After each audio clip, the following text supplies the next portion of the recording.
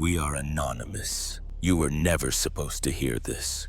While the world fixated on headlines, a single laptop abandoned in April 2019 at a Delaware repair shop landed in the hands of the FBI and vanished behind sealed evidence logs as an election drew near. Inside, a trail of secret emails, Chinese and Ukrainian business deals, and whispers of 10% for the big guy. The FBI held this laptop in silence. Social media drowned the story, and intelligence officials pointed fingers at Russia. Was this just about Hunter's recklessness, or did America's trust in its leaders hinge on the truth inside this machine? The cover-up began long before you cast your vote. Here's what you were never meant to discover. April 20. A man walks into the Mac shop in Wilmington, Delaware.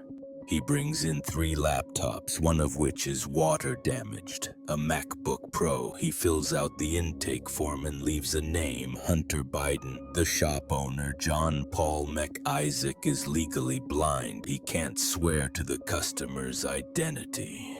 But the paperwork is clear. The repair is logged. The device sits on a shelf. Days pass. Weeks. 90 days. Delaware's legal threshold for abandoned property. Come and go with no reply to calls or emails. Under state law, the laptop becomes MacIsaac's to keep. No hacking, no break-in, just a machine left behind, now legally his. What he finds inside will change the course of an election. But the chain begins here, with a forgotten laptop, a signed receipt, and a technician following the rules. December 9th, 2019. 2 FBI agents from the Baltimore field office step into the Mac shop. They hand John Paul McIsaac a grand jury subpoena. The laptop and its external drive leave Delaware in a sealed evidence bag, logged and countersigned. Federal hands now grip the chain of custody. The paperwork is stamped. The logs are sealed. The device vanishes into a system built on silence. Weeks pass, then months. The laptop sits in federal storage as the 2020 election draws near. No press release, no leaks. Investigators draft affidavits, image the drive, circulate digital copies behind closed doors. But the public hears nothing. A potential scandal locked away by the very agency charged with protecting the nation. The silence stretches on, unbroken as the stakes rise outside those walls. Buried in the files are emails that don't whisper, they shout. May 2017. James Gillier, a business associate, lays out the terms for a new venture with CEFC China Energy. The message is blunt. 10 held by H for the big guy. Tony Bobulinski, another partner, later says the big guy is Joe Biden.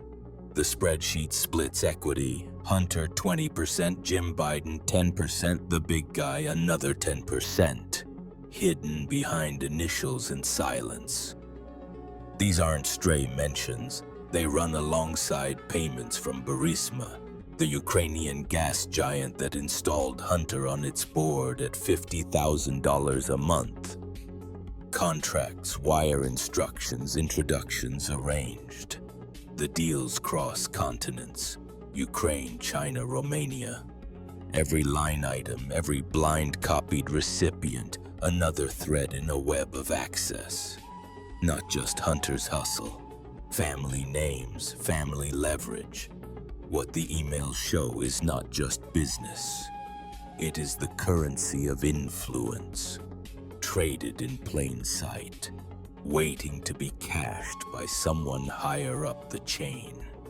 May 2023. The Washington Post and the New York Times run their own forensic tests on files from the laptop. The verdict is blunt. The emails, the contracts, the photos, real. Not Russian disinformation, not a digital forgery. Serial numbers match, metadata checks out. Even Hunter Biden's legal team stops denying the data's origin. But the proof is not perfect. Some files remain outside the chain of custody, copied and passed between lawyers, operatives, and journalists. Key bank records, the smoking gun, are missing. No public document shows money moving directly to Joe Biden. Investigators and reporters alike hit a wall. The evidence is authentic, but some trails disappear into silence. The truth is no longer in doubt, but the full story, the final ledger, still hides in the shadows just out of reach. October 14th, 2020. The New York Post story goes live before sunrise. By breakfast, Twitter has blocked the link, flagged it as dangerous, and locked the Post's account. Yoel Roth and Vijaya Gadde, the platform's trust and safety chiefs, debate policy on internal Slack channels. Some staff warn the evidence isn't clear, but the hammer still falls. Facebook's integrity unit moves next, throttling the article's reach, waiting for fact-checkers. Mark Zuckerberg later admits the FBI's warnings about Russian disinformation shaped the decision. No direct order, just a climate of fear and a story buried by the world's biggest digital gatekeepers. Jen Psaki, standing at the White House podium, dismissed the laptop story as Russian disinformation. Months later, the evidence proved her wrong. Voters in battleground states learned after the fact that information had been kept from them. IRS agents who tried to sound the alarm lost their careers. The cost was trust, lost in the silence, stolen in the cover-up. In April 2019, Hunter Biden's laptop was left at a Delaware repair shop and seized by the FBI in December of that year. More than 8 months passed before its contents reached the public, during which time federal authorities kept the imaging logs sealed. The files included verified emails about foreign business deals and a reference to 10% for the big guy. But no direct evidence has shown payments to Joe Biden. Major media outlets and over 50 former intelligence officials labeled the story as Russian disinformation, while Twitter and Facebook blocked or suppressed the original New York Post report.